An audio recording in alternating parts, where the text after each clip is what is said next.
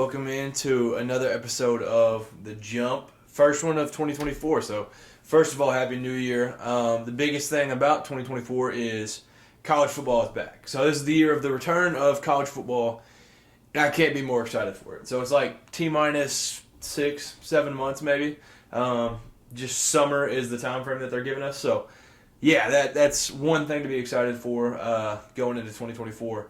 But, Happy New Year to all you all tuning in and supporting the channel. So we'll start out with the elephant in the room, college football, the college football playoff. It was one for the ages. Absolute cinema, as some would say. So we'll start out with the Rose Bowl in Pasadena, California. This scene was it seemed out of a movie, almost. We got the sunset. We got the B-2 bomber that shot over the stadium right before it. Like, this couldn't have been more perfect. The different logos on the shoulders for Michigan. Like, this was just a movie. It's Big Ten, SEC. Saban, Harbaugh, Michigan, Alabama, the two winningest programs of all time. This was just iconic. We talked about it in that last episode. This game was amazing. So it was number 4 Michigan versus number 1 Michigan versus number 4 Alabama. Like I said, absolute cinema. Like, this game was absolutely amazing. It was exactly what was expected almost with the defensive line of Michigan that's been elite all year. And then Alabama just playing Alabama football. So the game starts out, it looks like absolute chaos for Michigan. So the last couple of years, it's been absolutely awful starts. Michigan versus Georgia 2 years ago, and then Michigan versus TCU last year. They dig themselves a hole, and they can't get out of it. First play of the game, J.J. McCarthy's rolling out to his right. Charles throw it out of bounds. Caleb Downs jumps it, and it looks like a pick, Alabama. But they rule it back. He's out of bounds, blah, blah, blah. They get the ball. But then Michigan ends up punting. Then Alabama gets the ball. Alabama ends up punting. And then they muff the punt. And Alabama goes and scores, which is incredible. And the crazy stat that I saw after the game, I think it was Reese Davis that was talking about it. This is the first loss Alabama has had since 2010, I think, where they've gone up 7-0 and ended up losing. So, Michigan making history in this one. But the first half, the story of it was Michigan's QB pressure. They had sacked Jalen Milroe 5 times. So, 5 sacks in the first half. Not what I expected. I expected a little bit of the pressure to definitely affect Alabama, considering that, for Tyrese Proctor, he's a true freshman playing left tackle in the biggest stage in the country versus an elite defense. So, it was definitely expected that there'd be issues, but not 5 sacks in the first half type of issues. But Tommy Rees, honestly, he deserves some credit for the halftime adjustments that he made, because Alabama was completely different in the second half. They were able to move the ball.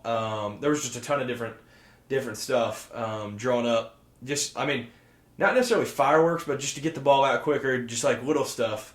But yeah, he deserves a ton of respect. He made a ton of adjustments at halftime. But Mason Graham is the one that we need to talk about for Michigan. He's an absolute dog. He balled out. I think it was Kirk Herbstreit, right before the game, had mentioned. He was like, from California, number 55 down there in the middle from Michigan, Mason Graham, watch out for him. And he played one of the best games of the season, if not his best game of the season. So shout out to Mason Graham. But Michigan, honestly, was just a better team all night. It felt like the fact that Alabama was in it was insane the whole time. Michigan, from start to finish, outside of those couple errors, they were the better team the entire night. It felt like Alabama was scrapping just to stay in it, and Michigan ends up winning, obviously. And they took the lead on what seems like a cinematic way to end it. Blake Corum on a record-breaking touchdown in overtime. So it goes to OT, and Blake Corum breaks Michigan's all-time career rushing touchdown record with his touchdown in overtime to take the lead 27-20. And Yeah, I mean that feels like something out of a movie, like I said at the beginning of the show. So, also props to Sharon Moore for aggressive play calling, because he was aggressive all night. I mean, honestly, and I mean they played ground and pound, but like that's not even like what they fully like. Blake Corum balled out, Donovan Edwards played well, like all these guys played well for him, but like it felt like anytime they needed it, like 4th and 2. On their own 40 or 35, whatever it was, and they get that. And then that touchdown to Roman Wilson there at the end, like, it's exactly what they needed for this game, and he called an amazing game. So shout out to Sharon Moore for that. And the last play is the talk of the town. So I don't really know what Tommy Rees is thinking. Once I watched the press conference from Nick Saban, it kind of makes more sense. The last play was literally just a QB draw. I've seen people online heated that Jalen Milroe didn't follow his guard, but I mean the guard pulled out to the left, and if he would have followed him, it was wide open behind him, and he ended up going. I think he ended up like following the center, but like if you're looking at it from a black and white perspective, like it makes sense. Get your best player the ball. Jermaine Burton had just got hurt, and that's your best receiver, so like getting him the ball there makes a ton of sense. And Nick Saban said in the postgame show that was one of their 2-point conversion plays, and it's one play from the 3, so it's the exact same scenario. So, I mean, you can't necessarily hate him for it, but in the hindsight, I mean, hindsight's always 20/20, but it looks like an idiotic play looking back now. So, Jalen Milroe they never stood a chance at scoring on that play. I just feel like you've at least got to give some sort of option. Like, I mean, a passing play would make sense. Obviously, he can still run if he needs to. But the pressure had been getting to him all night. So I would like maybe an RPO, a little waggle, something. But I was just shocked to see that be the way that it ends. But there was a sighting of an absolute legend in the building. So Connor Stallions was in Pasadena to catch the Wolverines game. I haven't seen a picture of him yet, but that's what all of the internet is saying, and obviously the internet is always 100% correct. So yeah, shout out to Connor Stallions for going out there and supporting his boys. And yeah, so Alabama hiring that Michigan staffer didn't really end up doing anything for him. But what this does for college football, it knocks out the SEC from competing for a national championship. So for the first time since 2014, the SEC will not be playing in the national championship game, which is wild. So I guess if you're an SEC hater, there you go. You couldn't ask for a better start to your new year. And for Michigan, they are hoping to win the first national championship since 1997 for their program and the 12th overall. So no shocker that they're still at the top of the game. And I think they're 8 wins up on Alabama now, because that was kind of the thing going into it. But yeah, shout out to Michigan. Just an absolute blue blood of a program. It's always cool to just see blue bloods at the top of the game. So yeah, just shout out to Michigan. I know Michigan fans got to be excited. It's felt like you finally knocked off the big dog, Ohio State, and then you haven't done anything after that. But now, here you go. You're on to the college football playoff championship with a chance to win your first college football playoff trophy, but 12th national title in program history. So shout out to Wolverines. I love this team. A lot of seniors. Jim Harbaugh. I don't know who it was that said it. Somebody said he was like for Michigan fans, he's like the crazy uncle that is really embarrassing sometimes, but you just love him. That's basically pretty accurate. So yeah, just shout out to Michigan.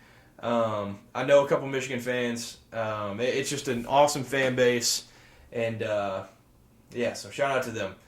On to the Sugar Bowl. So this game was, going into it, everybody expected points. That was kind of what everybody's assumption was, what it would end up being, and it was. So number 2, Washington, versus number 3, Texas.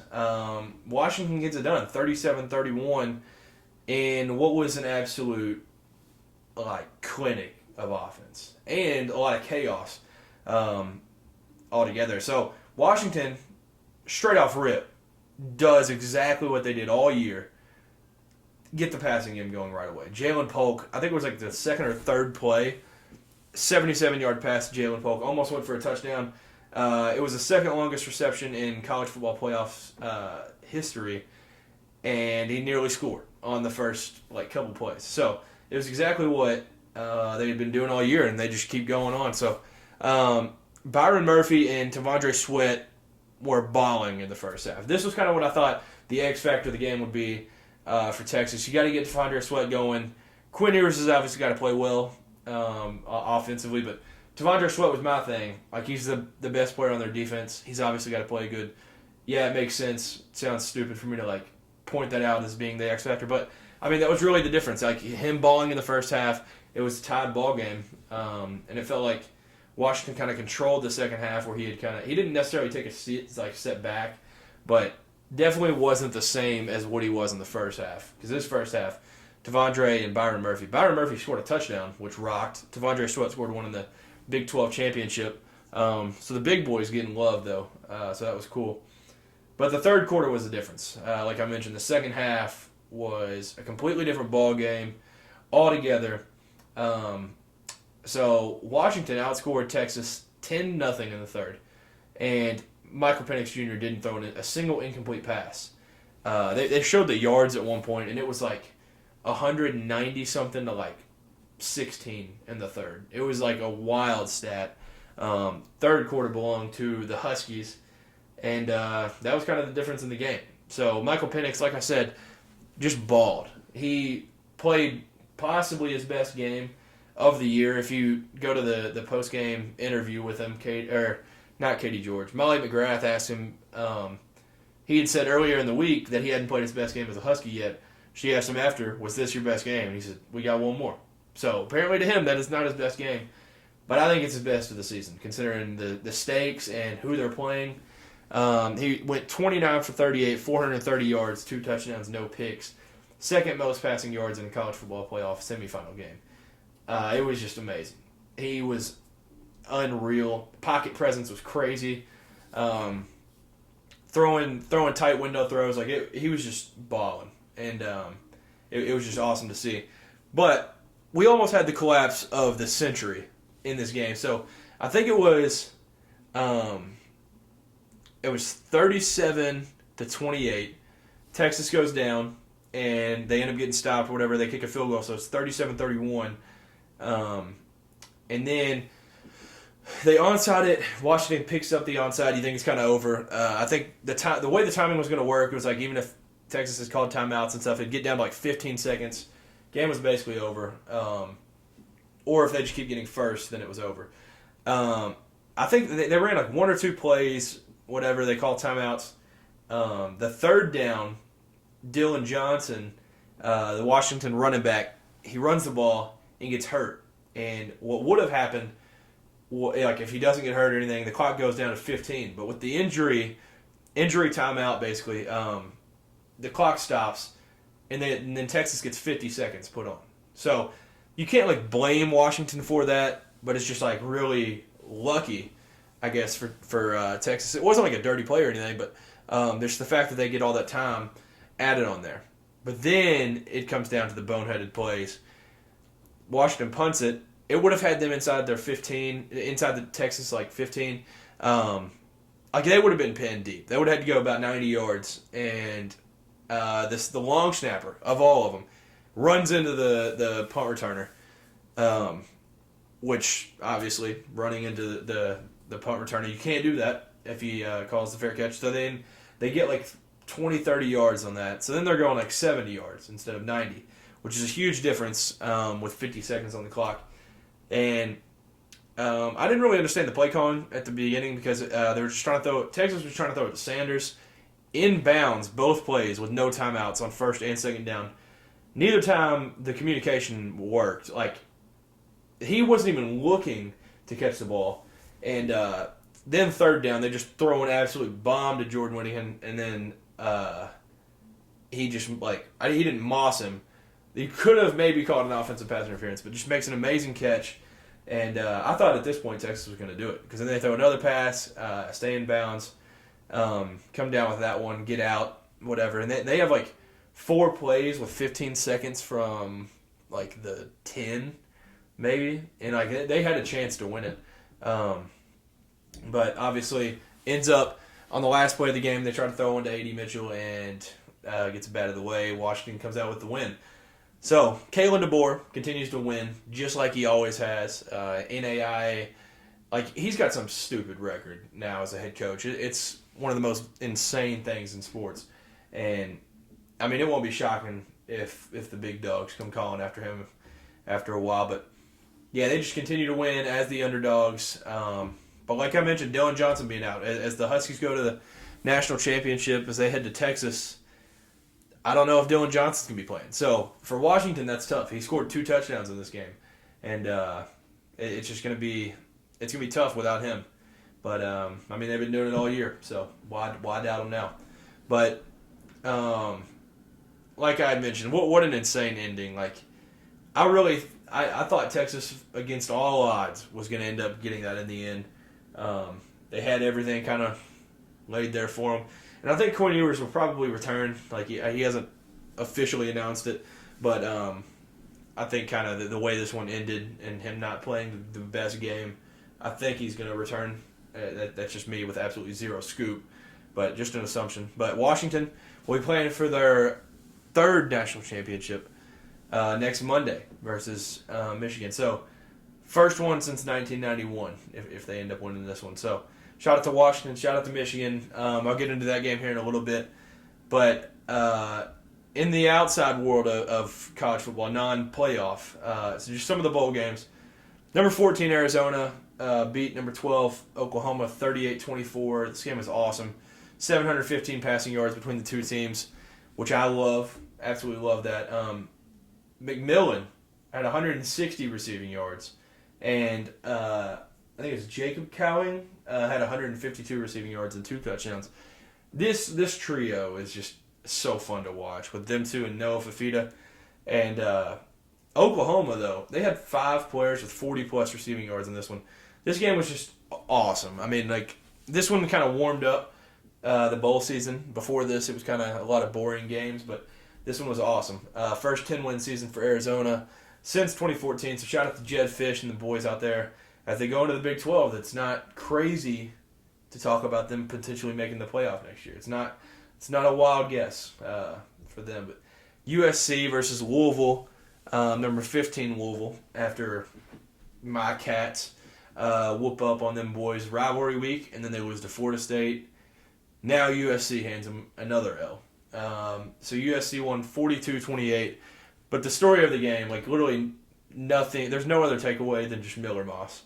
I think he was the 3rd string behind Caleb and Malachi, and he goes 23 for 33, 372 yards, 6 touchdowns, 1 pick. He was just absolutely balling, and Caleb Williams hyping him up. That was just amazing, amazing to see. But for my Cats, we take the L also, 38-35. Barryon Brown scored 3 touchdowns in this game in 3 different ways: rushing, receiving, and then a kick return out of the half. So, yeah, it was just awesome for Barryon. And people calling him a thug for the Rocky Hips dance is crazy. It's just a wild thing. That just screams you're old, basically. If you're getting upset and calling him a thug for doing that, when everybody in like college football and John Morant did it, which John Morant, not a role model, not somebody that you should take all your dances from, but anyways, it's not like everybody does that dance. But like I mentioned, Barryon Brown, 126 yards, and then he had the 3 touchdowns for him. So, but the biggest play of the game was the face mask call, and it was like 8-something minutes left in the 3rd. It sounds crazy to say that was the point of the game where the biggest play happened, but this completely shifted everything. We would have had the ball inside. It was on our own 24 is where we would have had it after this long run,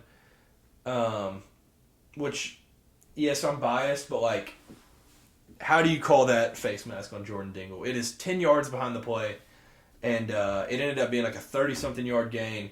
We were up 21-10 at the time. We were probably going to score there, the way that drive had been going, and which would have us up 18 there, and that one gets called back. That kind of shifted all momentum, and that kind of changed the game. But that fourth quarter was one of the best fourth quarters I've ever seen in my life. 42 points, 4 turnovers.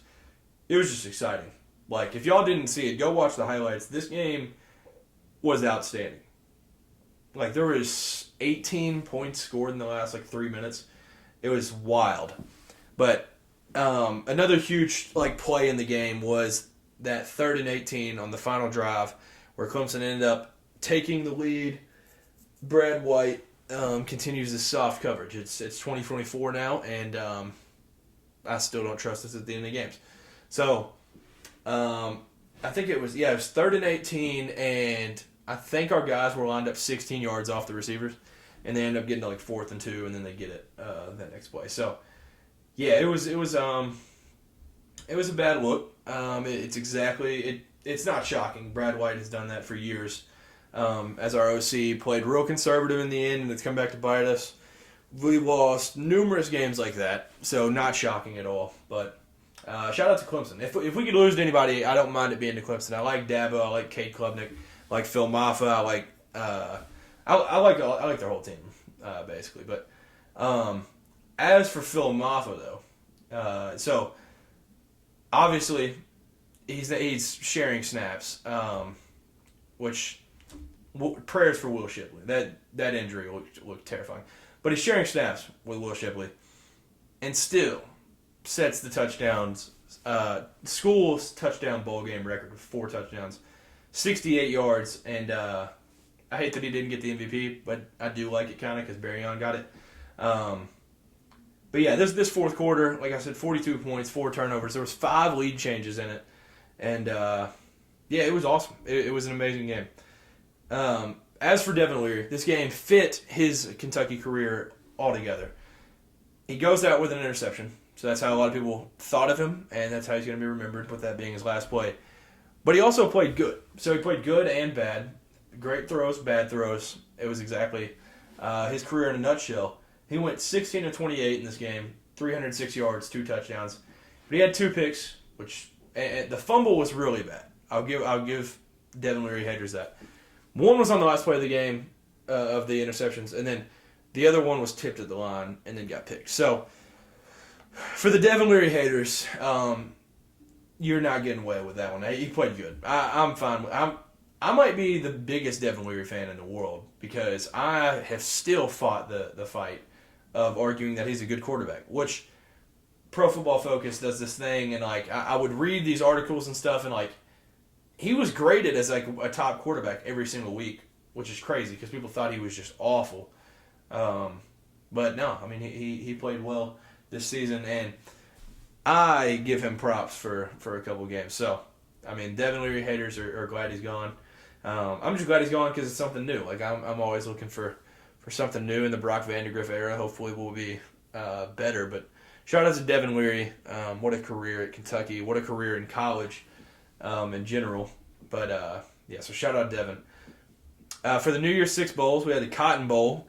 Number 9 Missouri versus number 7 Ohio State. Missouri won 14-3. This game felt like there was never going to be a touchdown scored in it. And partially, it's Ohio State without Marvin Harrison Jr. So Marvin Harrison had opted out a couple hours before the game, which resulted in just being a brutal watch. So Devin Brown got the nod, which for those of you that were betting, I'm sure the second you saw a quarterback run out there that was number 33, you were probably like, well, there goes my money. So it's still stupid he wears 33, but yeah, it was a tough watch. It was a tough watch for both offenses. It wasn't even that the defenses were necessarily playing elite. They were playing good defense, but the offense just could not do a thing. I think it was 3-0 at half. Game didn't even have a single touchdown until the fourth quarter, and that's where Luther Burden, I think it was Cody Schrader and Luther Burden that scored for Missouri. But, it was bad. So Devin Brown, he ended up getting hurt too. And then I think it's Lincoln Keenholz. I think it was how you pronounce his name. He ends up coming in as a true freshman. But Missouri gets that win there. They go 11-2 on the year. I think it was their first 11-win season since 2014, I think. when Missouri was on an insanity run there.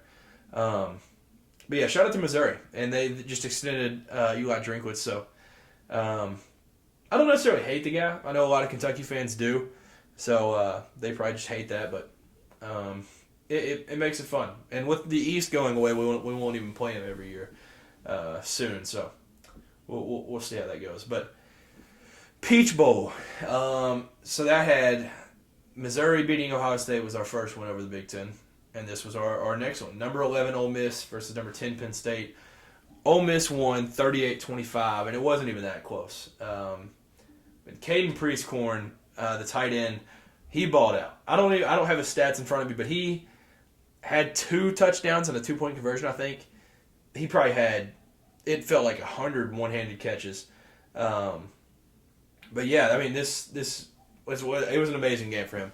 First 11-win season in school history for Ole Miss. The Rebs are hot. And like I mentioned them in the last episode, they're having like the greatest offseason of all time. You can't really imagine getting a better portal class than what they're doing. And so yeah, shout out to Ole Miss. Hotty toddy. And if you wanted more momentum going into the offseason, Jackson Dart announced that he is officially returning for next season. And you can hear it here first. Ole Miss will be in the college football playoff, which is not as bold now with it being 12 teams. But I think there's a chance that they're one of the top 4 teams and they get a bye. So I just think that's what Ole Miss has going for them next year. I think they're kind of the team of next season. And for the Orange Bowl, these next 2 I'm not even going to talk much about, like, at all. Orange Bowl, number 5, Florida State versus number 6, Georgia. And, yeah. Georgia won 63-3. This was unreal. Like this game, I don't even have words. It was 42-3 at half, and I don't know. Like the best way to put it is Warren Brinson, a Georgia defensive lineman, was on Instagram Live in the 3rd quarter. That's how bad this was. And I don't want to like hear Florida State fans like say all that. Like I don't want to hear crap. 63-3 is absolutely ridiculous. I don't care how many opt-outs you have. I think I could have gone out there personally and scored more than 3. This was like 3 points is unreal. And allowing 63 is just bizarre. I don't remember. I'd seen this on Twitter. I don't remember who said it. This is literally Florida State is trying to. This is like the equivalent of it. They're like a rich kid on Christmas that's crying and mad and upset that they got a Porsche instead of a Ferrari because they got put in the Orange Bowl. Teams would kill to play in the New Year's Six Bowl, and you get there and you just opt out and you throw your teammates under the bus. And I mean, you basically just said F you to your teammates. You just threw them under the bus. But instead, Georgia, on the other hand, mans up and wears it. They're like, all right, well, we're not winning the national championship this year. Let's go out and Kirby, which is what Kirby does, let's finish what we started. That's what he said. And Georgia did that. Now, Florida State, I think it's got to be a program issue.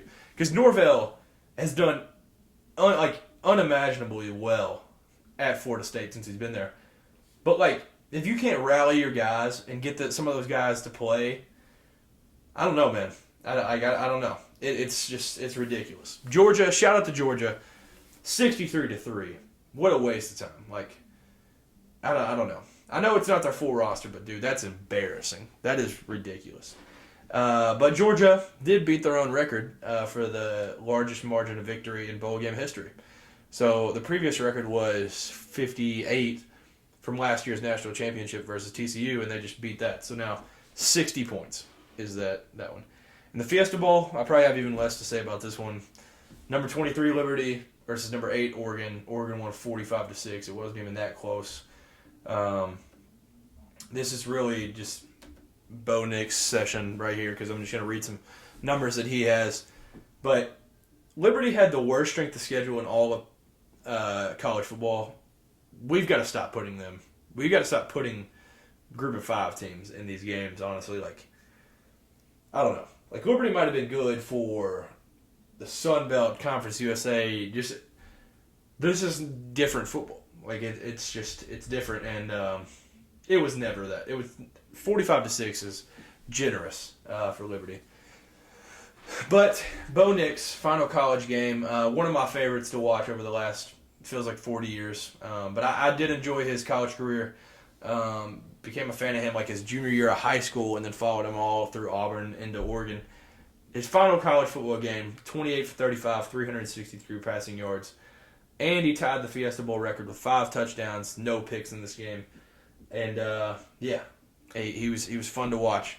He got the curtain call in the third quarter. And, he went out the right way.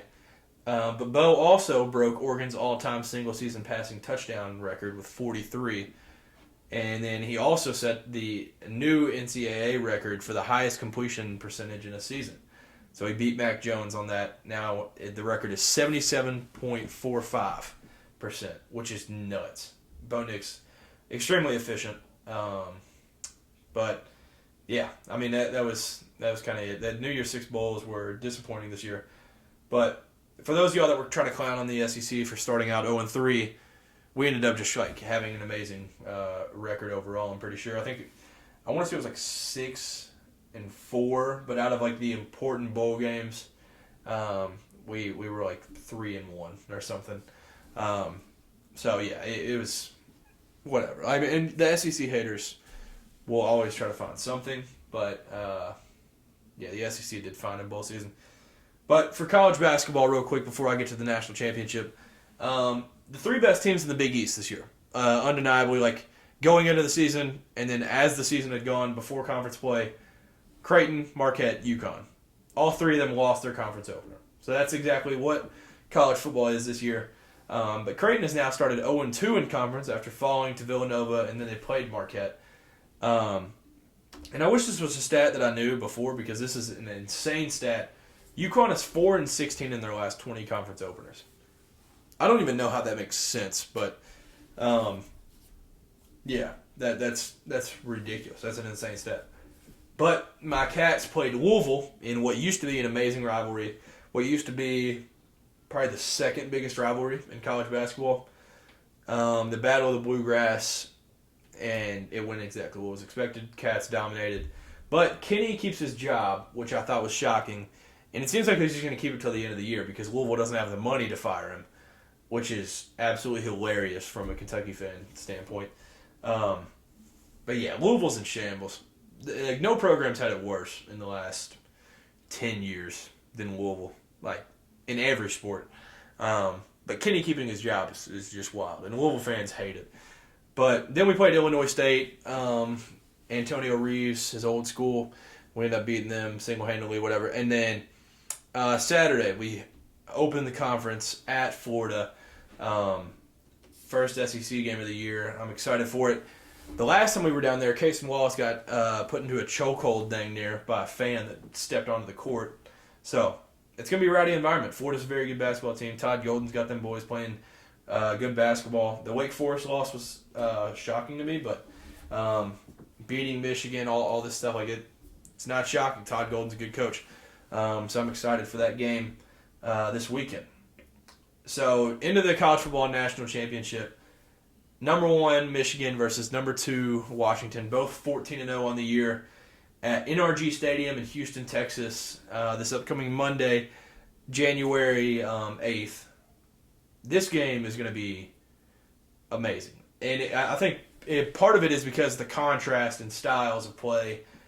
Washington, they obviously have weapons. Rome Odunze, like McMillan and Jalen Polk and Culp and Westover, like all the weapons are endless for Washington. They'll move the ball no matter what. And I think it was it Greg McElroy last night that said if they were playing the 85 Bears, they'd still move the ball. That's basically the truth. Washington's going to move the ball no matter what. Michigan is like a hard-nosed team, ground and pound type of offense, and they kind of just beat you down, wear you down throughout the course of the game. And they'll be able to run the ball. And that's kind of what Washington struggled against Texas doing, was stopping the run. And that's Michigan's strong suit. So I think there's going to be points. And it's not just because both defenses suck. It's just because of the contrast in styles. This game's just going to be awesome. I love it. This game is a great way to cap it off. We get Pac-12 in the national championship in that last year of the conference ever. So shout out to the Huskies going to the national championship. So two historic programs. Just super excited for the game. And so yeah, 7:30 this upcoming Monday. And my prediction for the game, I will go Michigan Wolverines win their 12th title. I think that's was it 12th or 13th?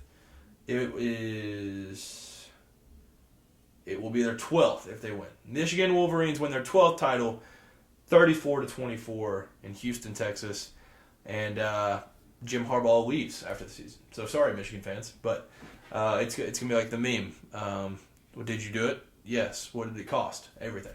So Jim Harbaugh leaves. All these seniors gone, but no better way to go out than winning number 13 for them. So shout out to Michigan, shout out to Washington, shout out to Texas and Alabama for making it as well.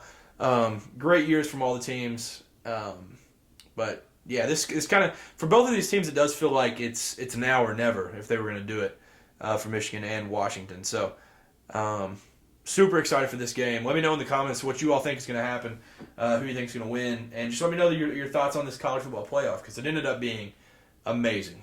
Just all-time games in the Rose Bowl and the Sugar Bowl. Just historic matchups. But yeah, it was awesome. So thank you all for tuning in once again. Some good NFL and stuff this week. Also good NBA games that have been awesome. Like NBA has been really cool. I'm not really going to talk about it because it's hard to talk about if you because there's stuff on every night. I watch it, but I don't know what to say. I'm a college guy, so I'll talk college basketball, college football. I'll leave the NFL and NBA stuff to the pros and those that like that more. But for me, I'm enjoying what is the end of college football as we know it, and one more game for the season. So thank you all for tuning into this episode. Show some love. Throw some likes, comments, discuss stuff in the comments. I'll start commenting back at you all. Follow the Instagram, The Jump Sports, and subscribe. Just communicate with everybody. Like, I just love on TikTok. People get heated over some of the stuff. Gary Danielson, a huge topic of conversation on the TikTok comments. But so just go leave comments. Just show some love, interact with people. But thank you all again for tuning in to another episode. Have a great rest of the week, and peace.